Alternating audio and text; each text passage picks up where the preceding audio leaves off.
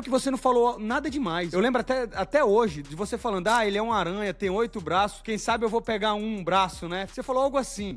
E ele achou isso desrespeitoso, né? E ele falou que, tanto é que a luta, ele ficou fazendo gracinha, por uma coisa que não foi nada demais, né? Você depois ficou com raiva do Anderson Silva ou não teve nada a ver? É óbvio que na hora, pô, moleque lá, tipo, muito mais novo do que eu sou hoje, com menos maturidade, eu fiquei puto. Depois da luta, na hora, eu sabia que eu não podia sair ali da minha concentração. Você acha que aquele juiz que tirou você das costas do Usman tinha apostado no Usman no dia? Será? Será? Porque, pô, nunca vi um cara tirar o outro das costas, né? Fala, galera. Renato Mani Moicano aqui. Antes da gente começar o episódio aqui com a lenda Demian Maia, eu vou pedir pra você deixar o like, isso é muito importante, o comentário pra ajudar o algoritmo aí.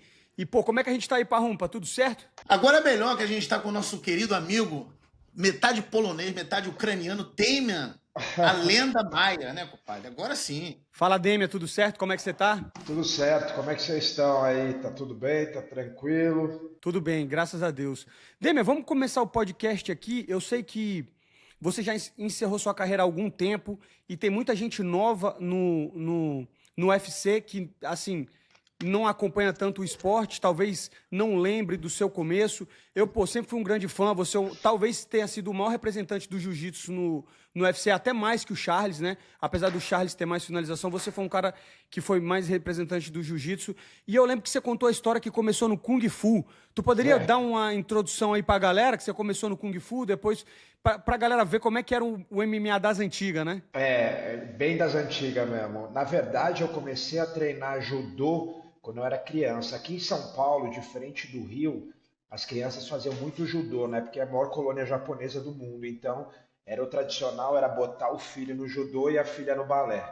Isso era engraçado que, tipo assim, você perguntar pra metade dos paulistanos aqui fizeram judô quando criança, sabe? E aí eu parei de treinar, eu treinei 1 ano e meio, 2 anos, lembro que até fiz uma competiçãozinha e tal, um festivalzinho, e aí com 12 anos eu quis treinar luta. Chegou um amigo meu, é, entrou na minha escola e ele tinha morado fora, e ele era um cara do Taekwondo, o Davi Kerr, depois ele veio até ser campeão mundial de Taekwondo e tal, e ele era muito amigo meu, e eu quis treinar Taekwondo, minha mãe me levou numa academia na Liberdade, que é o bairro oriental aqui em São Paulo, e aí, na época, tinha aqueles negócios ainda tem algumas academias de cheque, né? Você dá não sei quantos cheques lá de fazer plano. Minha mãe, meio sem grana, deu cheques, cara, deu 2, 3 semanas, falou: Ó, não vou conseguir pagar, vou ter que pedir o cheque pro coreano de volta lá. Ela foi, pediu, cara, e me tirou, fiquei triste pra caramba. Só que aí tinha um amigo meu que trabalha com Kung Fu. Eu tinha 12 anos, aí eu falei, era acho que, cara, 2 terços da mensalidade, metade da mensalidade, o valor. E aí eu fui e comecei a treinar até por conta disso, né? Era longe pra caramba da escola. Eu lembro que eu pegava com 12 anos. Eu falo, meus filhos agora, eu falo, cara, com 12 anos, às vezes não vai ali na esquina. Eu pegava um ônibus pro centro de São Paulo, ligeiro para ver se alguém ia te assaltar o tempo todo ali. Aí descia no centro, trocava de ônibus, pegava outro ônibus lá para Lapa e, cara, era 1 hora da escola todo dia, um treino à noite, das 7 às 9 da noite, treino de adulto, né? E, cara, treino de 2 horas. Na época tinha muito esse negócio de treino de 2 horas também, que hoje as academias, né, geralmente não tem, no máximo 1 hora e meia, muitas 1 hora, assim, o treino, né, mais comercial, né? Não o treino de atleta. E aí eu começo a treinar, tal, mudei de academia. Essa história tem até no Nasce de Combate do UFC, que está fora do ar agora por conta de direitos, mas eles capazes de colocarem de volta. E aí, cara, com 14 anos mais ou menos, o Parrupinha vai lembrar, teve um desafio aqui em São Paulo, do Renzo, Ralph e Marcelo Bering contra uma galera do Full Contact e do Kung Fu. Você lembra disso, Parrupinha? Foi num ringue, foi num ringue. Num ringue no Ibirapuera, você lembra disso? Lembro. Então, e aí, até no fim, o Fábio Gurgel, que foi meu professor, veio fazer uma demonstração antes. Tinha uma galera, acho que o Silvio Bering, tinha uma galera ali. Tava o Sérgio Malandro ali na beira do tatame, que já treinava com o cara e tal. Sérgio Malandro é foda. Aí, cara, eu sei que eu assisti aquele negócio, eu nunca tinha visto na minha vida, né? Foi antes do UFC, foi em 92 isso. Eu falei, caraca, cara, isso que me veio à cabeça? Apesar de um medo, uma tensão, um nervosismo, eu falei, cara, não sei se eu sou capaz de fazer aquilo, mas me veio aquilo, é o maior desafio que um lutador pode ter. Eu quero fazer aquilo da minha vida. Né? E na época, obviamente, não como profissão, porque não existia essa possibilidade de profissão. No máximo, você poderia ser professor de luta. E aí, 96, eu ainda no Kung Fu, aparece uma oportunidade, uma academia aqui em São Paulo, um cara, um português, fez um campeonato e ele tinha três estilos: o estilo full contact, que era tipo kickbox, o estilo semi-contact, que era um kickbox mais leve, e o estilo que eles chamam de contato total, que era o quê? É o vale tudo, o famoso vale tudo. Eu fui lá, perguntei se eu podia me inscrever, me inscrevi até 70 quilos.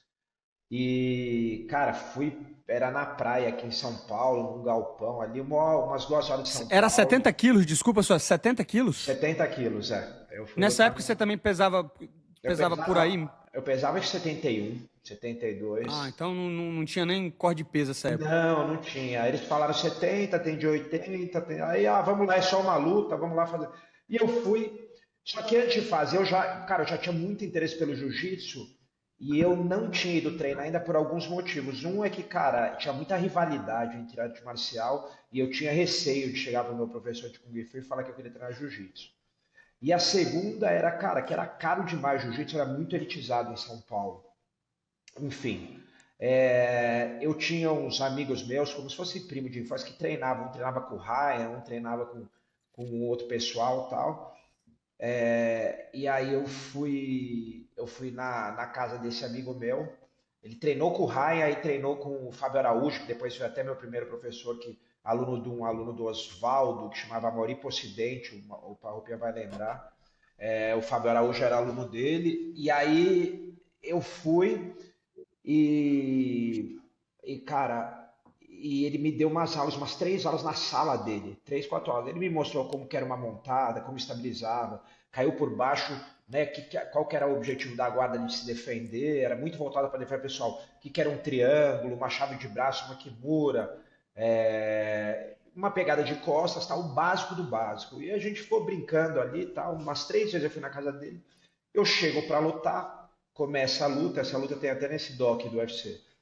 E o cara é um capoeirista, assim, ele abaixa a cabeça, joga um mata-cobre e me acerta na ponta do queixo, eu caí fora do tatame, era no tatame. A hora que ele vem para chutar minha cara, eu me jogo para trás, né, fora do tatame, no cimento já. Aí o árbitro interrompe e volta a luta em pé no meio do tatame. Quando começa de novo, ele vem jogando mata-cobra assim, e ele cai colado comigo. E aí, cara, eu lembrei do que o meu amigo tinha me ensinado: cinturada, ganchinho, e vem do Royce também, né? Lutar no UFC, porque aí já tinha o UFC. Cinturada, ganchinho, bota pra baixo, monto, começa a enfiar porrada. Ele segura em mim, eu dou aquelas cotoveladas de cima pra baixo que não vale. Tá Na liberado agora, nuca. né? Agora vale, agora vale. Mas essa na nuca não vale, que eu dei nele ali. Ai, que pariu. Aqui na coluna, sabe? Tipo, quando o cara segura assim, da montada, igual o Royce fazia assim, né? De cima pra baixo, assim. E aí, cara, ele vira de costas, ele começa a bater. Quando eu vou pro Mata-Leão, o técnico dele joga a toalha. Isso tudo que eu falei, demorei mais pra falar do que foi a luta, que foi 47 segundos. E, cara, um amigo meu filmou, tal, esse amigo meu do Taekwondo, o Davi, isso aí, a gente é de 11 anos, agora já tava com 18. E aí o Davi volta, pô, que legal, tal. E tava ele e meu professor, a gente voltando de carro para São Paulo, subindo a serra.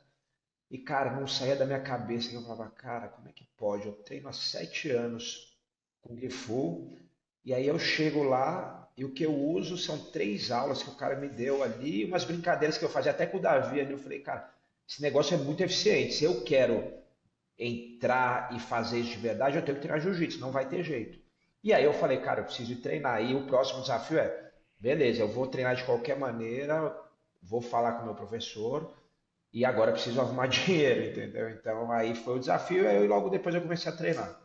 Mas nisso era onde? Cara, eu comecei um ano numa academia que até um desses amigos meus treinava, eu tinha uns que treinavam com o Ryan e um treinava com ele, que é o Fábio Araújo, que ele era faixa marrom, ele era faixa marrom do lado do Do Maurício Maurício. Constantino, mas ele treinava também no, ele ia de vez em quando na Figueiredo lá, ele chegou a treinar com o Saporito um pouco, Ele hoje representa a Carson Gracie na costa leste dos Estados Unidos. Ele é amigo do Júnior, né, do Carlson Júnior, tal, do Carlson Júnior. Ele chama Fábio Araújo. Aí eu treinei um ano e pouco com ele. E Em aí São Paulo. em São Paulo. Só que aí, cara, eu comecei a treinar. Só que já psicopata querendo, cara. Quando eu vi que dava para viver do jiu-jitsu, que eu falei, o que eu percebi no jiu-jitsu? O jiu-jitsu, pela cultura até que a família Gracie criou, sempre as aulas eram caras, né? E não só as aulas eram caras, como as aulas particulares eram muito caras. Eles criaram uma cultura que, inclusive, cara, eu vou te falar, muito amigo meu americano falou, a gente aprendeu com vocês. Porque os caras do wrestling antigamente não cobravam aula particular, nada. Eu tenho um amigão meu que ele fala, cara, a gente aprendeu a cobrar com vocês, aprendeu a lutar valendo dinheiro com vocês, tá ligado? Engraçado, né? A gente ensinando o capitalismo pros americanos. Eu tava pensando a mesma coisa agora. Mas e aí, cara, eu falei, Família cara, Gracie é pioneira nisso aí, né? Eles gostam exato. de dinheiro, né? Não, mas, cara, isso foi muito bom, porque injetou um dinheiro que fez o arte marcial se desenvolver que não teria sem dinheiro. Pensa, Tipo, profissionalizar, né? cara, por que que o carro de Fórmula 1 é tão bom e vem tanta novidade e vem depois para os carros de rua? Porque tem dinheiro ali, entendeu? Então eles fizeram um negócio que muita gente critica, mas, cara, que possibilitou financiar um treino de alto nível e um laboratório, né? Na academia lá desde os anos 50, depois foi indo até o Carson abrir para o mundo todo, né? E que teve um papel muito importante também ali, né? Enfim. Mas aí eu percebi que, cara, eu consigo viver disso. Eu já estava na faculdade no primeiro ano, eu falei, mas eu consigo viver disso, nem que Era seja biologia, né, que você fazia? Você chegou não, a fazer biologia, jornalismo, jornalismo. jornalismo. Aí eu falei assim, se eu, mesmo que eu não vire lutador, eu consigo viver de aula particular, tal, eu nunca tive grana, nada, pra mim vai ser uma vida decente, né? Vai ser, não precisava, cara, tipo, quero ficar milionário. E aí eu comecei a treinar jiu-jitsu e aí acabei indo pro Fábio Gurgel um ano depois dessa primeira academia, porque eu falei, cara, eu tenho que ir no lugar mais profissional que tem. Tinham três academias muito boas e competitivas em São Paulo, em termos de competição, que era o Fábio, né, Aliança, o Ryan, que era Barra Gracie, né, mas era o Ryan aqui em São Paulo, e tinha a Godoy Macaco, que era muito forte. As mais técnicas, eu sempre fui muito, né, de ficar olhando parte técnica, sempre gostei. Era o Fábio, né, a Aliança e a Barra Gracie. E só que a Barra Gracie, o Raya, na verdade. Só que o pessoal do Raya e também o pessoal do Macaco, do Godoy Macaco, eles tinham um negócio muito de briga de rua, tal, que eu não gostava. Eu gostava de uma parte mais profissional, assim, né? E era muito aquele negócio da época dos Pit Boys, tal. Então, cara, a do Fábio já era muito profissional. Então eu acabei indo pro Fábio. E o Fábio até hoje, né? Ele até lançou um livro aí, ele no business ele arrebenta, né? Eu vi o pessoal até do IFL, o Instituto Liberal, comentando sobre ele, como ele fala também até de economia. É um cara Sim. que já desde as antigas já saca muito do business, né? Então, voltando ao Fábio, eu falei, o Fábio, cara, foi um atleta excepcional, é um dono de negócio, academia excepcional, e hoje toca uma equipe gigante também excepcional que é a Aliança, né? Um cara que ele foi bem em tudo que ele fez. A única coisa que a Aliança sempre foi muito mais voltada para o jiu-jitsu esportivo, então uma época ali eu fiquei muito na parte esportiva, né? Ao contrário, por exemplo, da academia do Carson, depois virou a BTT, que já tinha também muito essa pegada do Vale Tudo também. Então, talvez se eu tivesse, por exemplo, morasse no Rio e tivesse treinado na Carson, eu teria entrado muito antes na parte de Vale Tudo e MMA do que eu entrei, porque esse era o meu objetivo desde que eu comecei a treinar, né? O jiu-jitsu esportivo foi muito pelo ambiente que eu tava. O que eu tava falando, na hora que cortou, foi que o Fábio foi o primeiro cara a sair do Rio, né? E ir para São Paulo, junto com o Magrão, com o irmão dele, para, obviamente, ensinar o jiu-jitsu, mas já buscando a parte de business, comercial do jiu-jitsu. Né? Sim, Porque Rio de Janeiro, a gente sabe que Rio de Janeiro tem muitas perdições, muitas coisas que você pode te tirar um pouco, né, desse ambiente assim de competição e tudo. E sim. aquele negócio, a malandragem carioca, muita gente que não queria pagar e tal, aquele negócio todo que a gente já está acostumado há mil e anos, né, compadre? Mas na parte. O Fábio foi o primeiro cara que foi para São Paulo e deu certo e montou a academia. Na verdade, ele montou, na minha opinião, ele montou um império, né, cara? Uhum. Porque a Aliança, cara, hoje em dia, assim, é impressionante, cara. É impressionante. Hein, Demi, e aí como é que foi sua carreira até chegar do UFC? Porque a tua carreira do UFC eu acompanhei toda, absolutamente Uhum. toda. Você finalizando o Chael Sonnen, depois Uhum. você foi mais, tentou em pé mais um pouco, aí você perdeu pro Marquardt, aí depois você voltou pro Jiu-Jitsu, depois desceu de categoria, depois aquele body lock indo pras costas, foi Uhum. contra o, né, que você empatou contra o Jake, não foi foi o Jake Shields que você empatou, não foi? Foi Ou uma não? decisão dividida que deram para ele aqui em São Paulo. Exato, então eu me lembro da sua carreira toda, mas como é que foi até você chegar no UFC? Quais foram os eventos que você lutou? Você chegou a ir para os Estados Unidos porque eu não acompanhei antes. Tá, na verdade, assim, então, quando eu começo a treinar lá, cara, logo eu comecei a ganhar uns campeonatos e eu falei, pô, acho que vai aqui, né? Aí fui pro Rio, o primeiro mundial que eu lutei foi em 99, quarto mundial. Parrupia tava lá também, né, Parrupia? Meu primeiro mundial foi em 96. Foi o primeiro mundial, foi o primeiro Primeiro mundial. mundial. Mas nesse você também tava no quarto, não tava? Tava. E Tava em todos. aí, Até eu me mudar pra cá. exato. E aí, eu acho que, se eu não me engano, teve um. Você fez final com o Robinho, em Robinho? 2000. Com o Robinho? Esse eu lembro, porque eu ganhei de roxa esse ano. Eu fui campeão mundial de roxa, exatamente. E aí, eu fui vice-campeão de azul, né? Perdi por uma vantagem a final. No outro ano eu ganhei de roxa, comecei a ganhar tudo, paulista, tal, brasileiro de equipes, que é um campeonato que era muito legal que tinha. Aí Muito ganhei legal. de muito legal, ganhei de marrom, aí ganhei brasileiro, tal. Aí eu sempre pedia pro Fábio para lutar, vale tudo. E aí apareceu uma luta na Venezuela, os caras me mandaram para lá, eu e o Tererê, que é outro multicampeão aí de jiu-jitsu, e a gente lutou e ganhou, né? Cara, meu adversário trocou na hora, porque o adversário que eu ia lutar, eu tinha uns 81, 82 quilos, o cara subiu, o cara tinha uns 90 quilos, aí os caras trocaram lá na hora, falaram, ó, a gente dê, mas não tem problema, você luta aqui, ó, tem esse aqui que ia lutar com o venezuelano aqui, com o Francisco tá sempre aqui, não precisa lutar, puseram um cara de 125 quilos wrestler, aí eu falei, nossa senhora, aí pela primeira vez eu falei, cara, não sei não, aí fui, ganhei do cara também, curiosamente 47 segundos, igualzinho a primeira luta, né, Como foi? aí, Como foi essa luta? cara, eu fui pra cima, dei um pisão, que era o que a gente treinava, dei um Pisão Grace? pisão, Pisão Grace? pisão Gracie, né? Ah, Aí tentei, cara, cinturar ele, o cara era muito grande, eu fui cinturando, girando, ele para não cair de costas, quando ele desequilibrou, ele caiu de frente. Aí a hora que ele caiu de frente, assim, com os dois joelhos no chão, eu pulei, já botei o gancho, comecei a bater, cotovelado, o juiz interrompeu. aí legal, a cotovelada é legal? A tua? Na verdade, Marca não foi, registrada? ela não foi essa de cima para baixo, mas foi legal porque foi na nuca, foi aquela normal. Boa. Marca registrada, irmão. Tem que ser. Exato. Aí, cara, eu comecei cara, ficar muito ali no jiu-jitsu e meu sonho era ganhar o ADCC, porque o ADCC para mim era o que chegava mais perto, né, do que era O Vale o Tudo. Vale Tudo, exato. E acontece uma coisa que eu acho que essa foi a grande virada ali na minha vida profissional, que é a aliança quebra. O Parrupinha vai lembrar disso, começo de 2002, né? Assim como tinha acontecido em 2000, se eu não me engano, com o Carson, que a academia quebrou e foi criada a Brazilian Top Team, né? E em São Paulo, em 2001, a Godoy Macaco também quebrou, se eu não me engano, 2001 ou 2000. Aconteceu muitos rachas nessa época, o jiu-jitsu começou a crescer muito. E as pessoas não estavam acostumadas ainda, né? Então aconteceram muitos rachas, inclusive o nosso. E nessa época o Vitor Belfort estava em São Paulo e ele precisava de treino. Ele já era amigo do Leozinho e do Tererê desde a época do Rio e tal, né? Porque o Vitor, para quem não sabe, antes de ir para o Carso, ele foi dar uns treinos no Jacaré, que é o fundador da Aliança e um dos e professor do Fábio, professor do Leozinho, do Cumprido.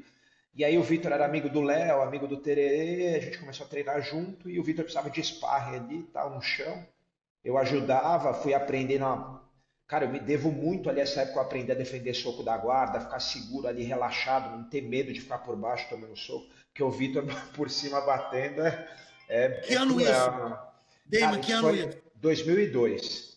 2002. Aí foi a época que ele até casou com a Joana aqui em São Paulo, né, com a esposa dele. A gente foi no casamento e tal. Acho que ele casou em 2002 ou 2003.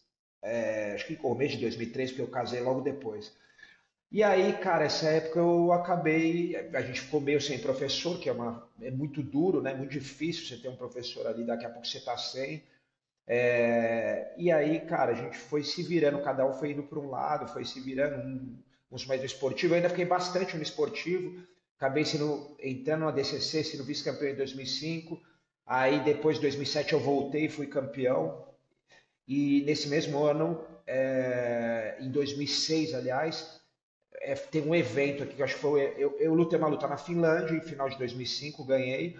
E aí, em 2006, o Paulo Vasconcelos, que depois veio a ser meu empresário, faz um evento aqui em São Paulo, para o Rupia vai lembrar, que chama Super Challenge. E não, eu conheci o Paulo. Me lembra onde é que eu conheci o Paulo? A gente estava junto, você trouxe ele para algum lugar, cara, e a gente estava junto. Verdade. Lembra? E ele falou desse Super Challenge e tudo. Eu lembro disso. Aham, aham, exatamente. E aí ele criou esse evento, que era a ideia de criar o maior evento do Brasil, né? Ele era um cara do ramo de empresarial e tal. E aí ele injetou um dinheiro e pediu para eu lutar. Eu falei, cara, não vou lutar. Olha os caras que estão aqui no meu peso, 88. Era GP, 3 lutas na mesma noite. No meu peso tinha Shimu, Cacareco, Fábio Negão, pô, Felipe Mongo, cara, quem mais que tá? Baruque, lembra do Baruque? Sinistro Lembro do também. Carso. Catel Cubes, cara, muita gente boa. E eram 3 horas da mesma noite. Eu falei, cara, não tem como ganhar aí, só os caras que estão aí. Eu tava treinando ali, mas não tava com a experiência. O Shimu tinha, sei lá, 15 lutas já, entendeu? É. E vivendo disso, né? O Shimu vivia de lutar MMA, né? E eu, cara, era um cara do jiu-jitsu ali que tinha feito 3 lutinhas ali, uma em 96, uma em 2000, não, duas, uma em 92, não, três, uma em 96, uma em 2001, uma em 2005. Então, assim, eram experiências que eu tinha tido. Na verdade, eu não era um lutador de vale tudo ou de MMA. E, cara, o Paulo me convence, o destaque, ele me treinou um tempinho aqui, o José é o destaque, e aí ele vai para o Rio para treinar o Paulão, filho. E aí eu lembro que eu tava meio sozinho, eu liguei para ele, ele falou, não, vai que você vai conseguir e tal. E aí eu fui, cara, e acabei ganhando. E acho que aí que eu falei, puta, acho que eu sirvo para esse negócio. Porque eu Foi entrei, quem que você lutou nessa noite aí? Foram 3 lutas. Você lembra os adversários e como lembro, foi a finalização? lembro. Cara, a primeira eu lutei com o Catel, de primeira. Sério? Caramba, eu não Sério. sabia dessa não, velho. A primeira foi com o Catel. Eu consegui pegar nas costas, mas, cara, também aquele. Cara, eu não tinha muita noção em pé, então não podia dar um mole, ainda mais com o Catel, que é um dos caras mais técnicos que Mas nessa tem. época, você chegava a treinar em pé ou era só jiu-jitsu puro? Treino, não, com destaque é que a gente fazia bastante treino de. Pô, assim, não era muito refinado, mas desde a época do Vitor, o Vitor trazia o destaque, aí trouxe o Diógenes, que era um cara lá do Sul também, para treinar Muay Thai, joelhada tal. Uma vez ele trouxe o Anderson para ficar de sparring para ele, treinou ele, o Anderson. O Lucas Lima, da Next Gym família isso, né? Lima. Não, muito antes. O Vitor estava em São Paulo, não existia X-Gym. Isso Ah, tá. depois veio a ter, era um. Aqui o Vitor organizava o treino dele e vinha a galera, trazia Entendi. uma Era aquele galera. modelo de boxer, né? O cara faz meio que faz o camp, Exato, né? exatamente. O cara contrata quem ele precisa treinar ali. E aí, pô, venha pra cá, o Vitor trouxe do Rio Gabriel Gladiador, que era do Carson também, o Paulo Pia vai lembrar. Aí trouxe o Macula, que era um cara lá de Minas e tal. Enfim, o Bote, que era do Espírito Santo, e formava ali um time cara, a gente treinava junto. Então a gente treinava um boxe, mas assim, não era um boxe, assim, Entendi. boxe, era um boxe meio pro MMA Entendi. ali. Era mais sparring do que fazer sparring, batia saco, não tinha nem muita manopla, nada. Entendi. Aí nessa você com o Catel sabia que não podia dar mole, já tocou luva, já botou pra baixo ou puxou pra guarda? Não, eu dei uma queda, cara. Eu dei uma queda e consegui chegar ali, meio montando. Acho que ele deu as costas. Eu não me lembro exatamente como eu acabei pegando. Aí, na segunda, eu vou com o Shimu. E o Shimu, não lembro de quem ele tinha ganho. E, cara, foi a única luta minha por pontos. Até a luta com o Sonnen, que foram 11 lutas, foi a única luta minha que não foi via rápida. Eram 2 rounds, e aí se a luta. A regra eram 2 rounds de 5. Se não tivesse. Ficasse empatado, ia para o terceiro. E ele julgava o round diferente do UFC, ele julgava o round como o Pride. Que Um é. todo, como um todo. Exatamente, o Farroupilha vai saber disso. A luta é julgada como um todo. Entendeu? Porque no Pride tinha um Quem round de chegou mais 10 e um perto de de 5. nocautear, finalizar? Não Não, quem interessa. ganhou é tipo assim, 2 rounds de 5.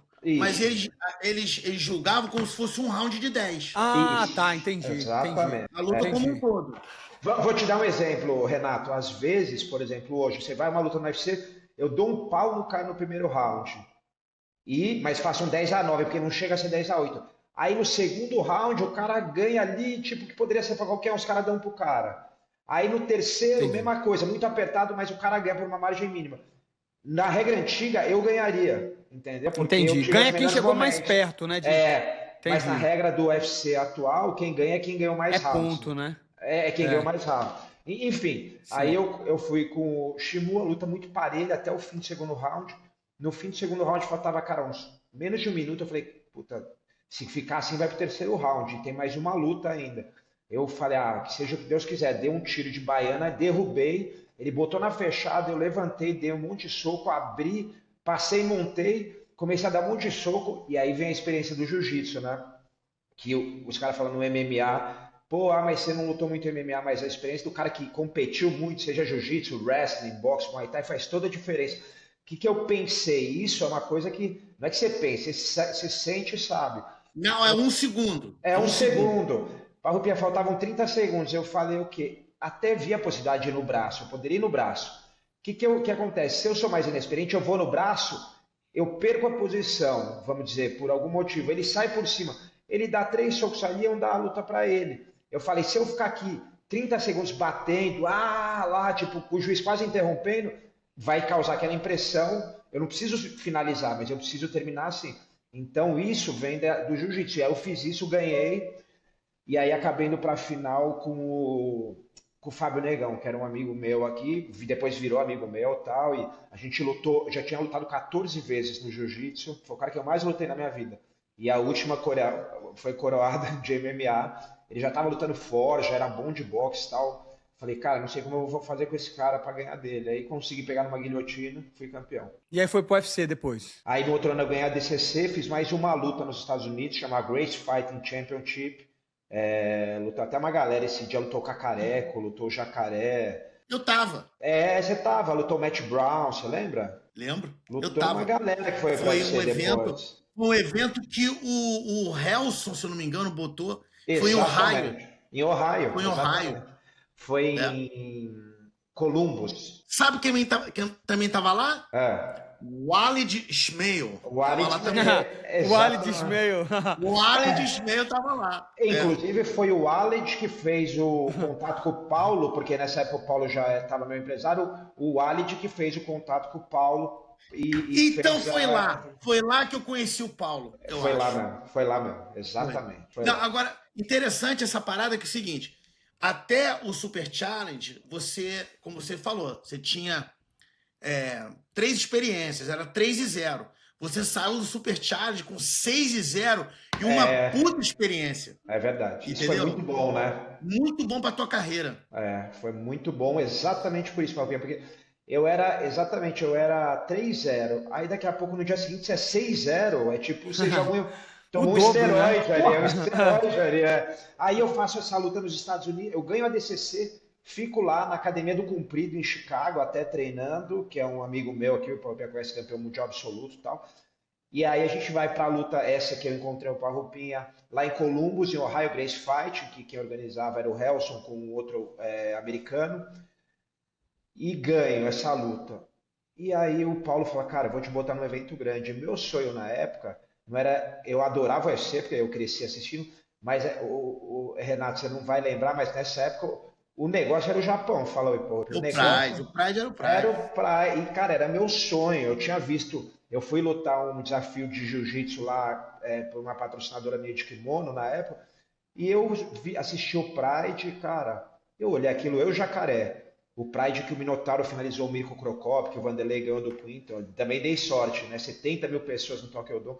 Eu falei, cara, aquele show, cara, era um show que era um negócio, eu nunca vi na minha vida um show daquele. Melhor que aquele show só teve um, que foi o Dynamite, que foi mais de 120 mil pessoas, que o Hélio Gracie desceu de paraquedas, lembra? Que foi do K1? O Dynamite foi o K1. K1 Dynamite ou foi Pride? Eu acho que foi Pride e K1 junto. Né, exato. Então, cara, eu falei, eu vou fazer isso, eu quero fazer isso.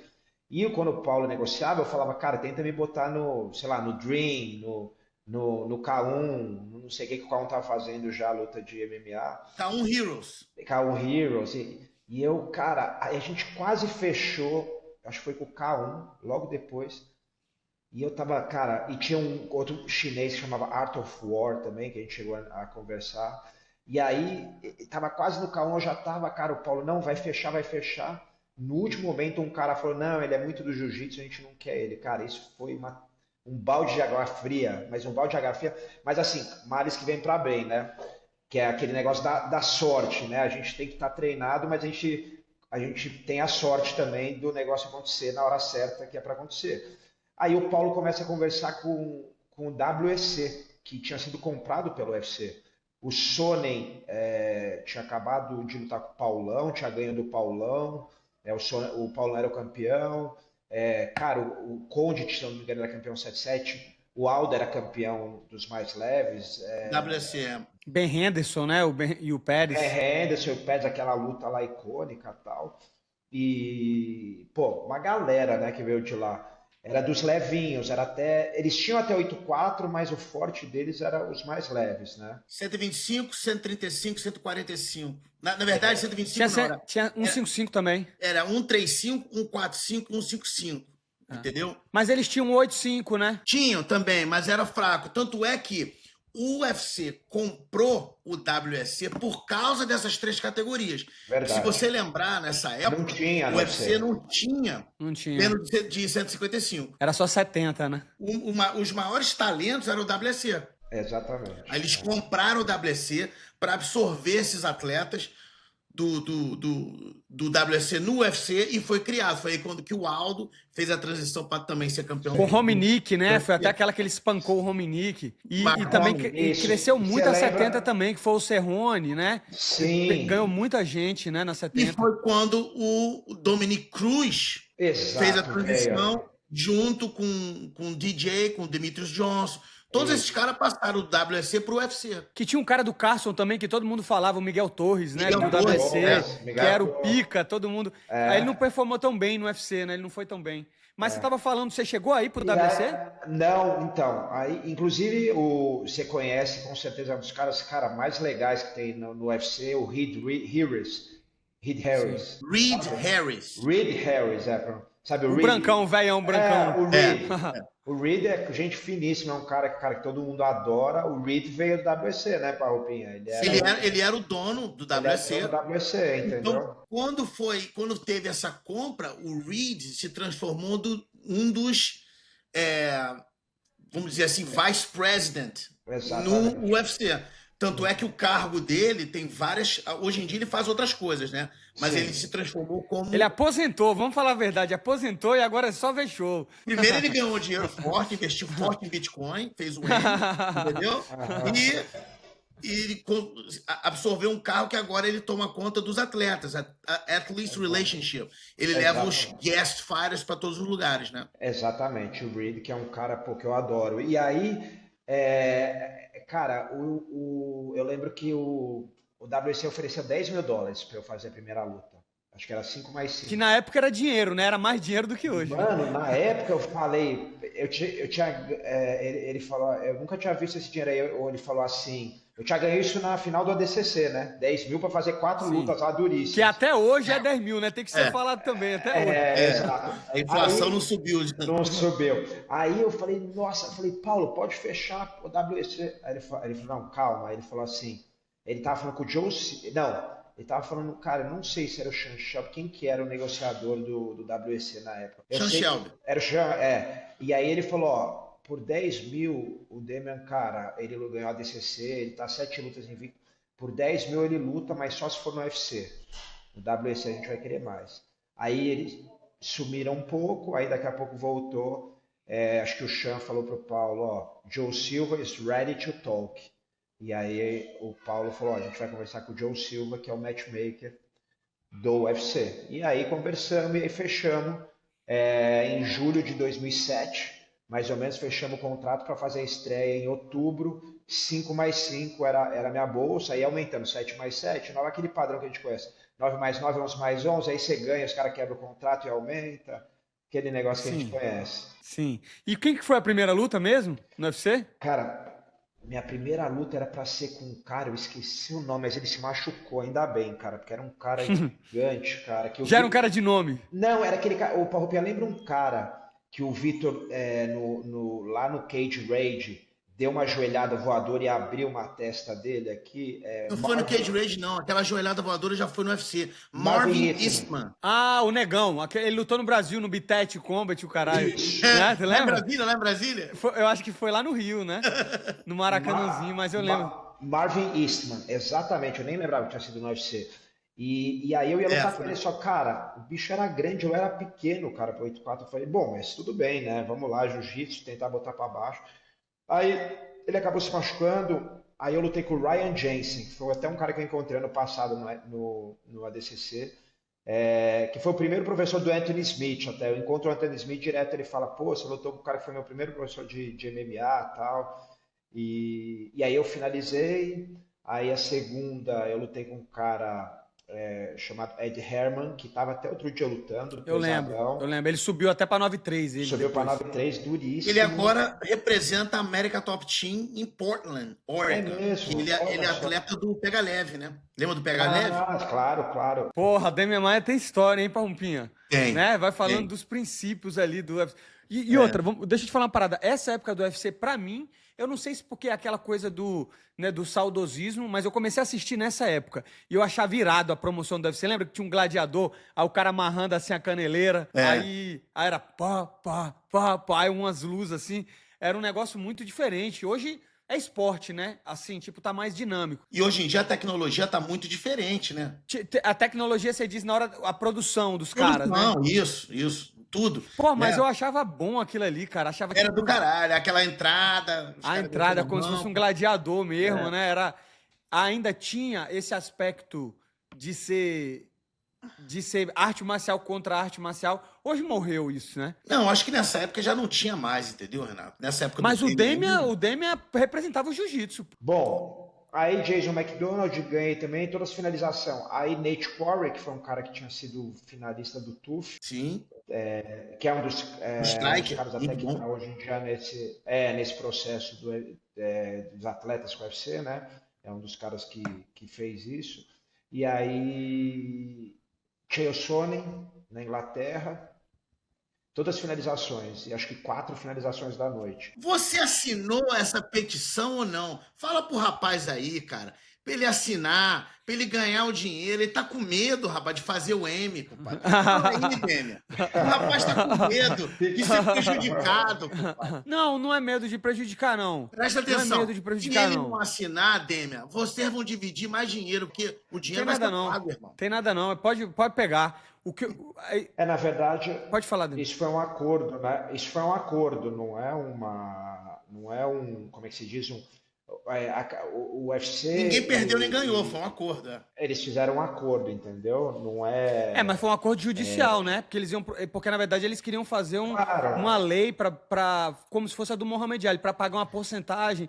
Eles queriam fazer isso. Eu particularmente sou contra essa lei e eu também sou contra receber o dinheiro, porque eu falei, eu assinei o contrato, eu concordei com os termos e agora eu acho que é hipocrisia eu particularmente falar, não, eu tinha que receber mais. É que nem você falou, quando eu recebi o primeiro 8 mais 8, eu tava feliz, entendeu? Você começou com 8 mais 8? Comecei com 8 mais 8, né, pra você. Tava... Cara, eu comecei com 5 mais 5, mas o padrão na época eram 3 mais 3. Mas eu entrei quase no começo de 2015, né, final de 2014, a Reebok já tinha entrado, eles tinham feito aquele padrão que depois ficou 10 mais 10 para todo mundo, né? Deixa eu te perguntar um negócio pra você. Eu lembro muito bem dessa cena que você tava vindo bem, tinha finalizado uma galera, e aí você foi lutar com o Nate Marquardt. E eu me lembro até hoje, como se fosse, já tem muitos anos isso, eu me lembro como se fosse hoje, o Vanderlei no corner, bota a mão na cabeça quando o negócio pega, né? Como é que foi essa ida? Porque dessa vez você saiu pra treinar com o Vanderlei lá em Las Vegas, né? Eu já estava treinando com ele desde a luta com o Jason McDonald. Na verdade, o Alejara, que era um preparador físico dele, me deu uns treinos. Eu conheci ele porque o André Galvão foi treinar o André Galvão do Jiu-Jitsu, foi treinar o Vanderlei. O Vanderlei chamou ele, o André era muito meu amigo. Eu que trouxe o André para treinar com a gente aqui em São Paulo. O André era de São José. Eu conheci o André de faixa roxa no campeonato, chamei ele para treinar com a gente na época da Academia do Tererê. E aí, numa luta, na minha estreia, se eu não me engano, na minha estreia, o Vanderlei estava lá como guest fighter junto com a Alejara. E a gente fez uma amizade e tal, comecei a fazer umas preparações quando ele veio para São Paulo na época. E aí ele me levou lá para treinar com o Vanderlei. Então era desde, já fazia mais de um ano que eu estava indo lá treinar com o Vanderlei. Ah, entendi. Eu pensava E que tinha sido pra aquela aí, luta. não, não, não, não, não. Eu tinha ido já na Jason McDonald e tinha ido na do Sonnen já. Eu tinha ido para Las Vegas para fazer os treinos lá, né? Ah, entendi. E aí aquele negócio, cara, você nunca perdeu, você é invicto, você acha que você nunca vai perder, você acha que você nunca vai tomar um golpe. E aí você fica mais descuidado, Sim, sabe? Sem estratégia. Eu falei, vou dar um chute aqui, a hora que eu clinchar, clinchou, entendeu? Aí, sim, aí eu pego ele. sim. Só E que, cara, clinchou. se chutar Só como. que não clinchou, aí é foda, né, pô? Não, Só que não eu clinchou. corri, você sabe que eu corri para frente para dar uma joelhada e eu tinha tomado um golpe igualzinho em São Paulo, na Academia do Terê, de um amigo meu do Biel, que mora até em San Diego hoje em dia. Que foi, cara, ele pegou um direto de encontro e eu pulei para trás, não me nocauteou nem knockdown, mas tipo, na reação eu pulei igualzinho lá. E falei, caramba, eu tenho que tomar cuidado com isso, mas burro ali meio fazendo as coisas sozinho, ninguém me deu um toque, entendeu? Não tinha um treinador para falar assim, pô, Demil, não faz isso andando para frente. Era muito diferente, né, Sim. cara? E sem estratégia nenhuma, mas vai lá e luta e quem é mais brabo ganha. Agora, Demi, outra coisa também foi o seguinte: você teve a oportunidade de disputar o cinturão, né? O que Uhum, eu queria saber é o seguinte: como eu também tive, eu perdi, né? Você fez aquela luta com o uhum. Anderson Silva. Duas perguntas que eu queria fazer. Se você achou desproporcional o Anderson Silva, porque eu também me lembro de eu acompanhando você dessa forma, tipo, querendo, porque eu sempre fui do jiu-jitsu também, eu queria ver você vencer o Anderson Silva. E eu lembro que você não falou nada demais. Eu lembro de uma. Eu lembro até hoje de você falando, ele é uma aranha, tem 8 braços, quem sabe eu vou pegar um braço, né? Você falou algo assim. E É, ele achou isso isso. desrespeitoso, né? E ele falou que. Tanto é que a luta, ele ficou fazendo gracinha, ele por uma coisa que não foi Uhum. nada demais, né? Você depois ficou com raiva do Anderson Silva ou não teve nada a ver? E a outra pergunta que eu queria fazer era o seguinte: você hoje, um cara bem sucedido, um cara inteligente, né? Fez sua carreira dentro e fora do UFC. Você acha que teria mudado alguma coisa na sua vida se você fosse campeão? Você seria outra pessoa se você fosse campeão? Cara, bom, respondendo a primeira, é óbvio que na hora, pô, moleque lá, tipo, muito mais novo do que eu sou hoje, com menos maturidade, eu fiquei puto. Depois da luta, na hora, eu sabia que eu não podia sair ali da minha concentração, porque uma coisa é muito clara, o Anderson é um lutador de contra-ataque, né? Então o Anderson precisa que quanto mais você correr para cima dele, é melhor para ele, porque ele bate, sai e tal, é o que ele gosta. Então eu sabia que eu não podia fazer isso. Eu sabia que ele ia me provocar, porque isso sempre foi do jogo dele, né? Eu não imaginava que ele ia falar um monte de coisa, mas eu sabia que ele ia me provocar com gestual, tal, que é normal, faz parte do jogo cara, eu acho que eu já esperava assim, não o que foi, mas eu já esperava meio que uma provocação. Como eu falei, na hora, depois ali eu fiquei meio puto, mas, cara, no fim essa luta foi a luta que mais me projetou, eu acho, ali no começo da carreira, né? É igual o Fábio, a derrota dele pro Mark Kerr, né? Porque no fim, depois daquela luta, todo mundo achava que eu era um moleque do jiu-jitsu que se tomasse um soco ia afinar, não ia conseguir recuperar. Eu tinha uma derrota, que era uma derrota que foi ali aquela derrota que acontece, pum, você toma um nocaute, mas ninguém nunca viu eu passar por um sufoco. E ali eu passei por um sufoco, a galera gritando o nome dele no primeiro round, segundo round, a galera gritando Anderson, Anderson. E aí no terceiro, quarto, quando eu começo a também ir pra cima ali, a galera gritando meu nome. Então foi uma luta que mexeu muito com a galera. Isso é bom, né? Você mexer com a emoção, das pessoas, um ficar com raiva de um, aí, pô, depois do outro. Você acha que você Isso, na estava muito verdade, é uma verde para coisa. essa luta? Eu tenho certeza. Muito, Parrupia, muito. Cara, totalmente desajustado ao peso. Eu era um cara que, como no jiu-jitsu eu não tenho muito peso absoluto, eu achava que, cara, tá tranquilo, não precisa perder peso, entendeu? Então, eu tinha, vamos dizer, 90 a 91 quilos com sobra, vai, estourando 91 quando eu tava meio gordinho. Meu peso, assim, bem, era 88, entendeu? 88, assim, 87.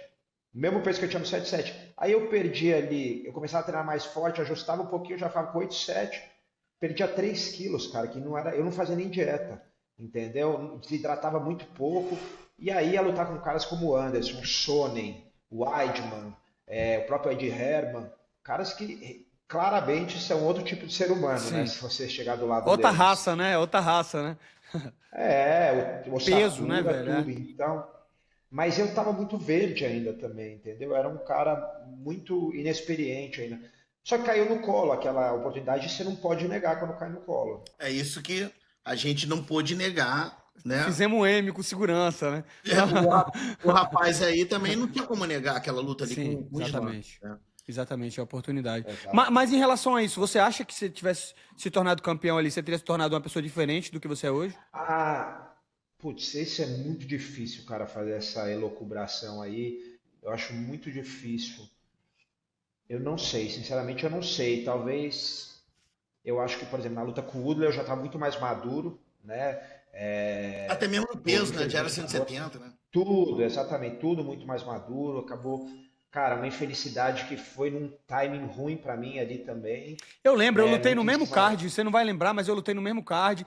E eu lembro Sim, do Eduardo Alonso falando que, tipo assim, velho, os caras, tipo, te apressaram pra pegar a luta. Falou, é agora ou nunca? Aí foi um mês, uma coisa assim, você pegou muito em cima da quatro hora. semanas, 4 semanas, com o dedo machucado com tudo. E eu acho que assim, aí, né, teve a sorte de eu entrar no UFC na hora certa, no lugar certo, na hora certa.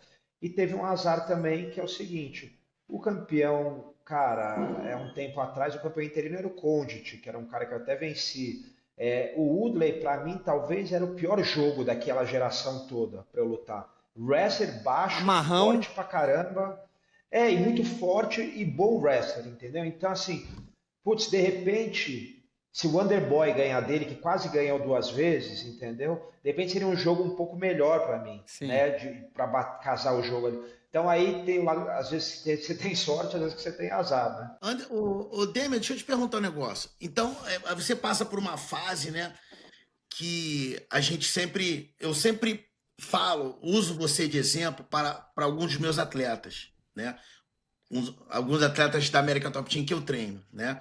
Uhum, Que você passou uma fase que você se apaixonou pela parte em pé e você saiu um uhum, pouco do Damian Maia, aquele teu bread and butter que é bota para baixo, finalizar, bota para baixo, finalizar. E você queria, não sei se você escutou, né, pessoas falando que você tinha que ser mais em pé e tudo. Enfim, uhum, você passou um tempo, né, que você quis meio que se provar que estava evoluindo em pé, né?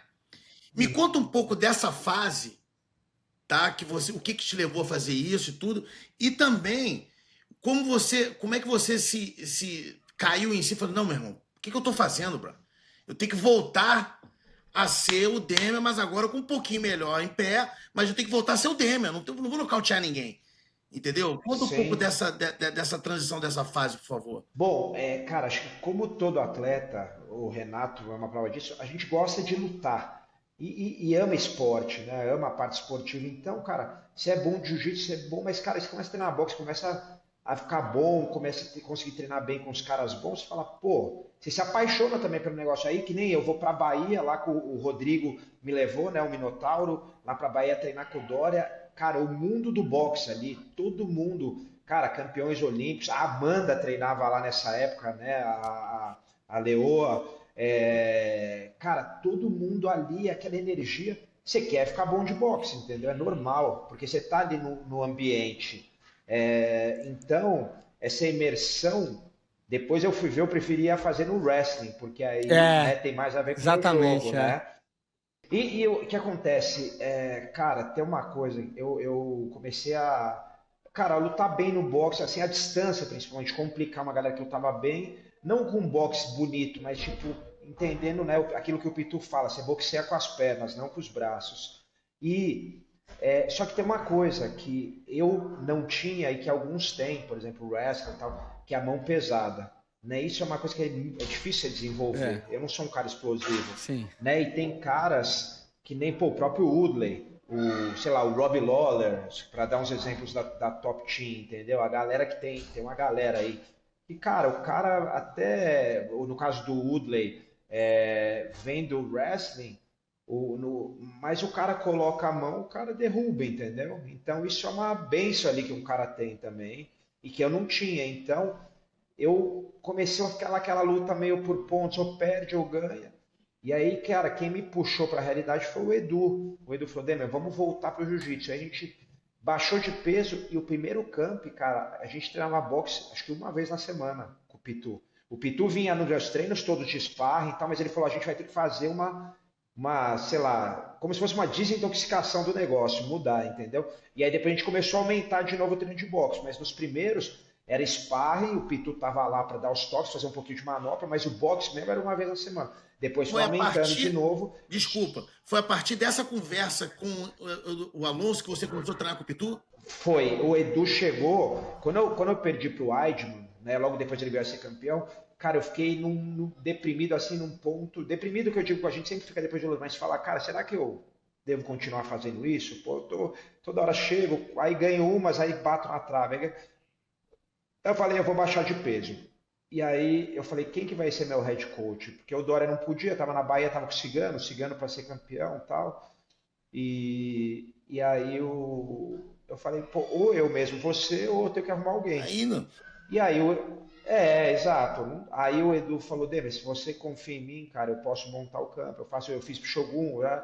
Falei, tá bom. Aí ele falou, então você me deixa trazer uma equipe. Aí a gente manteve algumas pessoas e o boxe eu tava meio que eu treinava na Bahia, mas aqui em São Paulo eu ia no Paco treinar, que é um dos melhores lutadores, um cubano, um dos melhores treinadores de boxe que existe. Que ele foi treinador do Gabriel e do boxe, Gabriel também. Ele foi treinador do Gabriel. Treinador do Gabriel, do Pitu, do Rogério, do Rodrigo, de todo mundo. É um cara que ensinou muitas pessoas no Brasil, muito bom. Só que é o boxe mais tradicional, né? E aí o Pitu, quem treinava com ele era o Daniel Sarafian. E o Daniel já conhecia ele por causa do Gabriel e tal, e aí ele começou a me treinar, acho que foi a primeira vez para essa luta de 2012, logo que eu baixei de peso. Sim.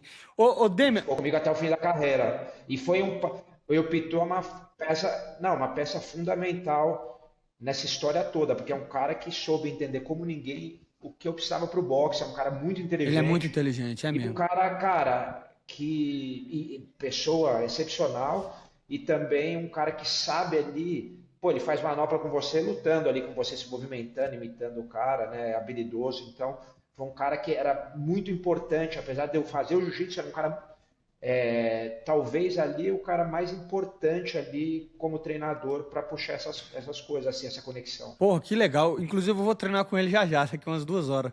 Mas Manda um abraço. vou mandar um abraço. Mas o engraçado é isso mesmo, porque apesar dele ser do boxe, ele não vai querer que tu faça boxe, né?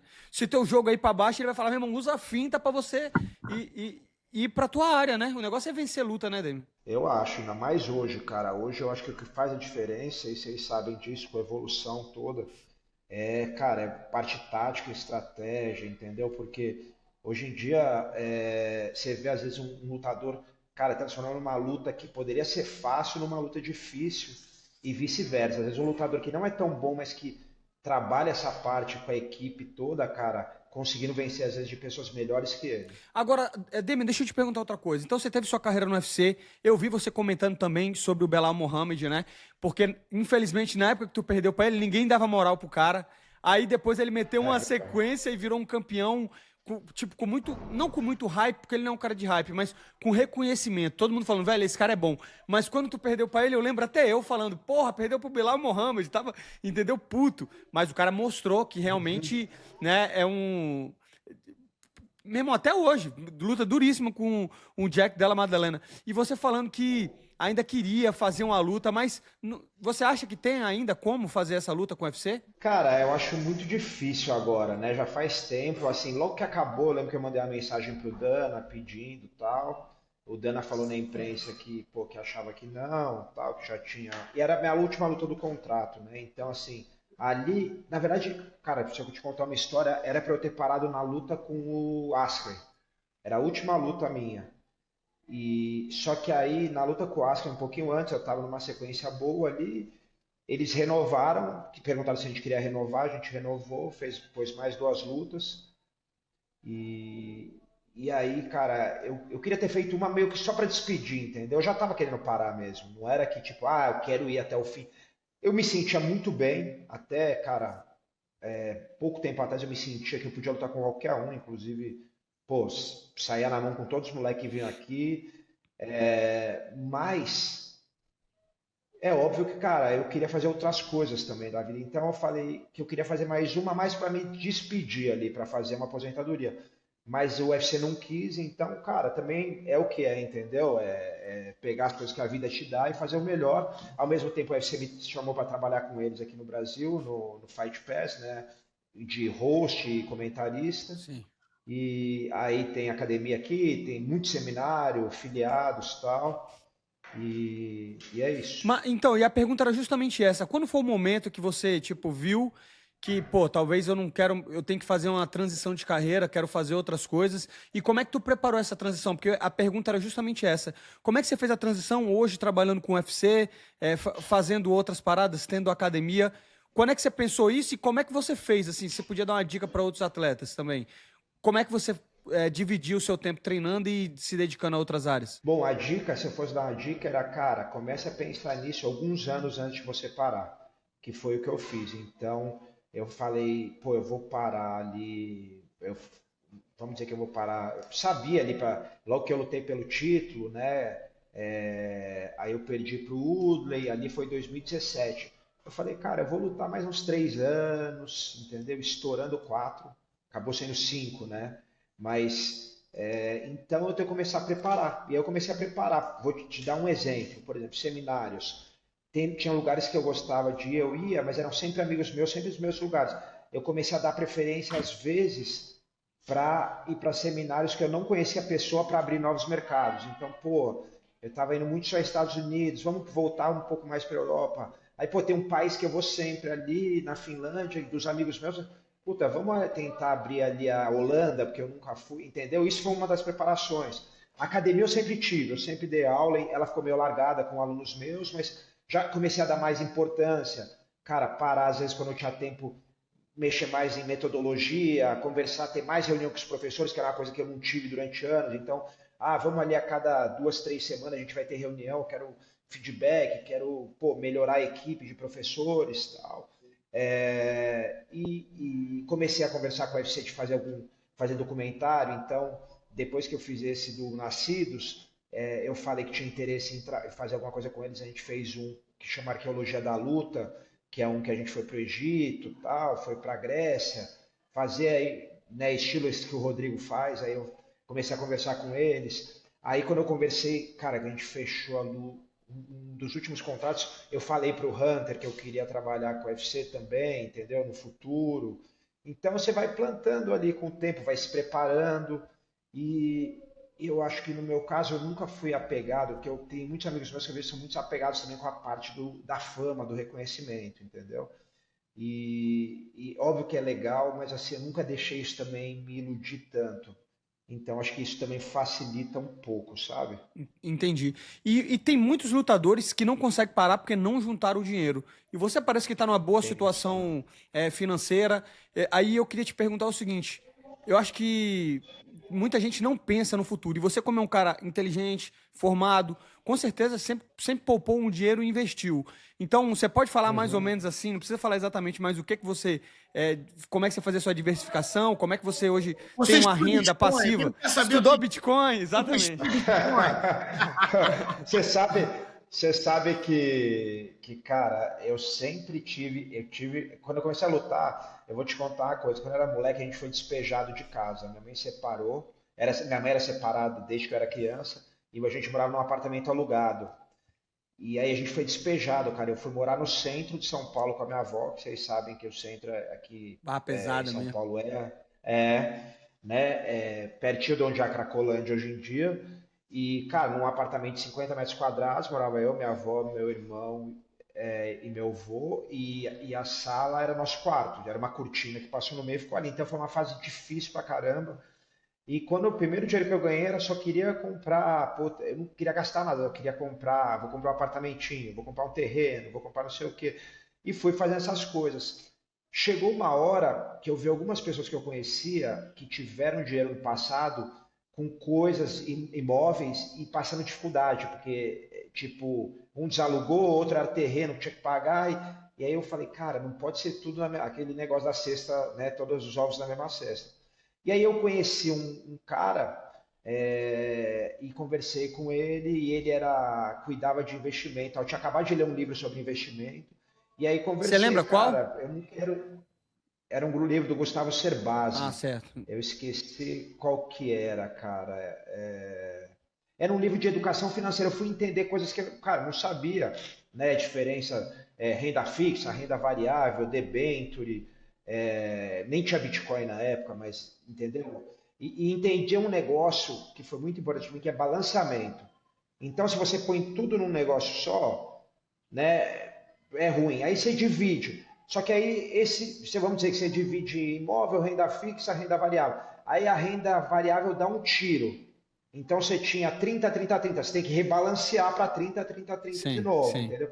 E aí esse conceito foi bem importante entender esse princípio. E aí eu fui ali, cara, esse amigo meu começou a fazer para mim, lógico, né? Eu pago um dinheiro para ele, ele me ajuda, e aí a gente Até vai hoje. até hoje, cara, faz uns dez anos já. É um cara de confiança e me ajudando a entender isso e me manda relatório todo mês, Então ele é entendeu? um financial Porque advisor mesmo, né? Então, exatamente, entendeu? é isso mesmo. É isso aí, tem que arrumar um E amigo, viu, velho? Senão os caras só quer meter produto ruim e taxa pro cara pagar, né? Eu tô esperando, meu irmão, eu tô exatamente. esperando o Moicano se aposentar para ele ser esse meu amigo, Ah, entendeu, irmão? não, não, nada disso. Olha Estude aí, Bitcoin, é isso. entendeu? Não só de você, de todo mundo na American Top 100, né? Não, dinheiro é o seguinte, dinheiro cada um tem que cuidar do seu, porque é muito conflito de interesses, né? O cara cuidar do dinheiro do outro. Você não pode largar a mão, né? Você tem Sim. que estar sempre olhando e tal, e Você alguém tem que que você pegar um cara confia, desse que tem mas um perfil de professor, não de vendedor. Porque tem muita gente que o cara vai querer te isso. vender. Ele vai falar, ó, eu vou te dar 15% ao ano, vou te dar isso. Não, me explica aqui. Aí é o que ele Exato. falou, o que que é uma debenture, né? O que que é uma debenture? Empréstimo É por isso. empresa privada. O que que é a renda variável? O que que é o CDI?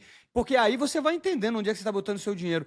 Porque é o que muita gente não entende, e parece que o Demian entendeu porque ele teve uma infância, não infância, né? Mas ele passou momentos difíceis, né? Que é justamente o poupar agora para ter mais no futuro, velho.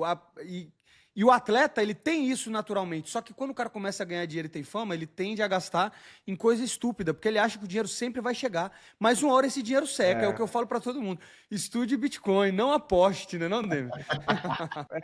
Não, com certeza. Você tem que estudar tudo, cara. Tem que estudar tudo e estar aberto a tudo, a Bitcoin, a tudo que vier, porque, cara, você ter uma renda passiva é muito importante até para você ter mais. Ainda mais que, eu não estou falando que, né, isso são pouquíssimas pessoas que fazem dinheiro no UFC, mas quem faz, né, aquela elite que faz, é o que você falou, tem muita gente que fez dinheiro e, cara, e não consegue parar, entendeu? Não ter uma renda passiva mínima para ter uma calma para falar, puta, eu posso escolher, né, vou continuar trabalhando, mas eu quero escolher, eu prefiro ir nessa direção ou nessa direção. Você acaba ficando preso a ter que fazer ali um monte de coisa que às vezes você não quer. E, pô, você lutou a vida inteira, fez um dinheiro, tá ligado? Pô, você tem que conseguir ali, né, ter alguma reserva. E além de ter uma reserva, tem que ter uma mentalidade, porque, tipo assim, não importa o quanto dinheiro você ganha, é quanto você mantém no bolso, né? Você Porque o gasta, custo de vida, exatamente. você vê o McGregor com a lancha da Lamborghini e não sei o quê, o gasto de uma lancha daquela ali é 2 milhões por mês. Você vai somando, Uhum. mesmo que ele ganhe.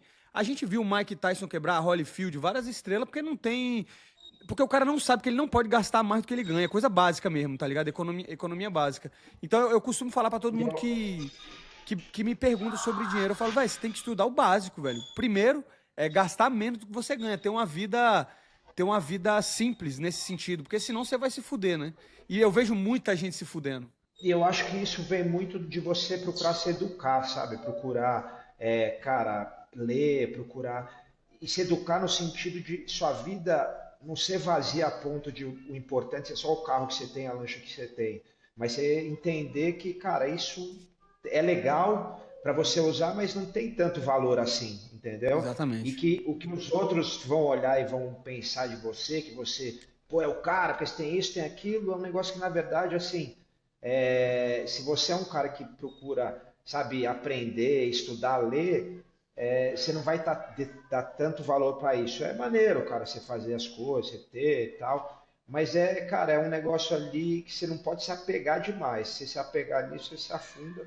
E é um vazio existencial também, que eu acho que você tem que se perguntar quando você está muito preocupado em ter muita coisa material, que, cara, isso pode ter certeza que lá na frente, eu nem né, sou tão velho assim, mas quando você for velho ali, tiver acabando a vida, vai te botar em depressão ali, porque você não construiu outras coisas importantes. Exatamente. Por exemplo, eu fico falando esse negócio de mono e moicano e tal, porque eu quero ser bem remunerado agora. Mas eu fui descobrindo que, na verdade, o recurso mais escasso que a gente tem é o tempo, velho. Então o dinheiro, ele compra o tempo, né? Pra depois você fazer o que você quiser. Exato, Eu não vou gastar meu dinheiro exato. agora pra depois eu ter que trabalhar velho, né?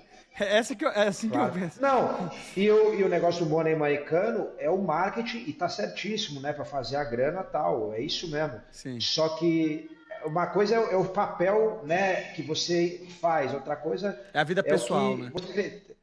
Tem muita gente que quer te não sei o que, mas, cara, tipo, é o cara mais materialista que existe, entendeu? Perfeito. E não fala nada. Então, assim, na verdade, não tem problema você fazer o papel, você tá aproveitando isso e surfando, e tem que fazer mesmo, porque você quer fazer a sua independência financeira, mas você só não pode acreditar tanto, né? Perfeito. Que isso que é o que vai, que é o mais importante da sua vida. E tenho certeza que você sabe Sim. disso. Hein, Demi? E outra coisa, falando em aposta, você acha que aquele juiz que tirou você das costas do Usman tinha apostado no Usman no dia?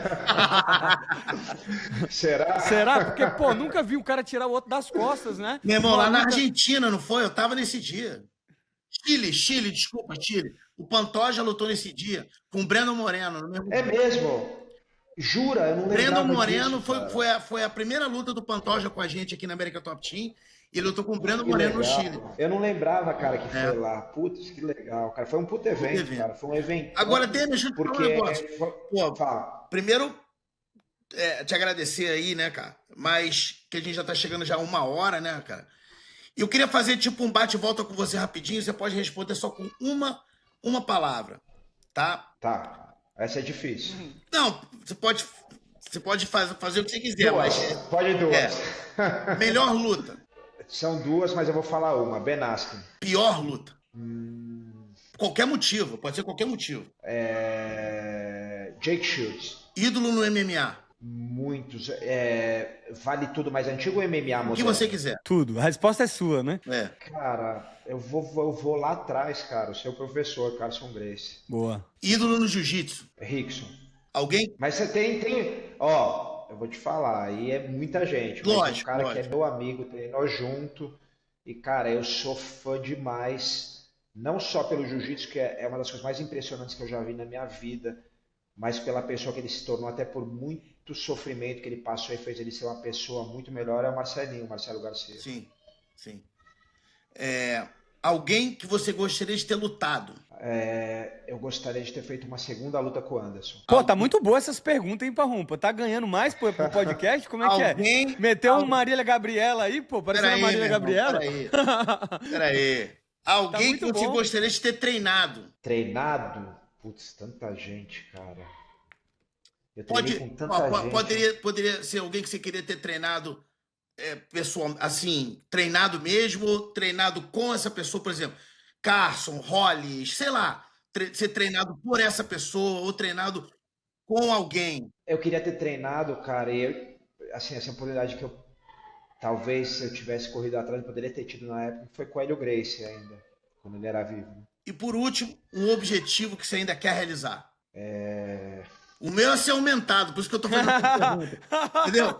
O meu é que eu quero um aumento, mas aí eu tô fazendo essas Tá perguntas. merecendo, hein? Tá merecendo. Vamos falar com o chefe, pô. Cara, fazer alguma coisa muito grande para o jiu-jitsu.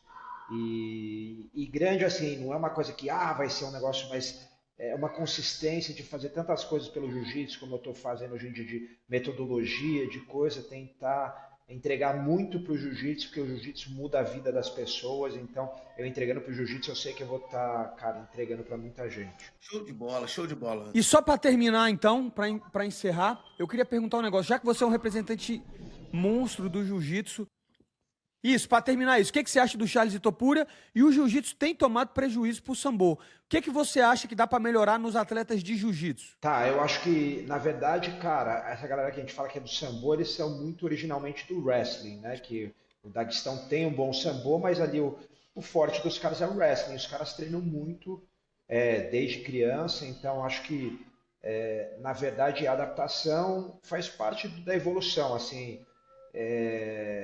Eu não sei se é um prejuízo, porque a galera também lá tá treinando jiu-jitsu, entendeu? Acho que são atletas hoje em dia, atletas contra atletas.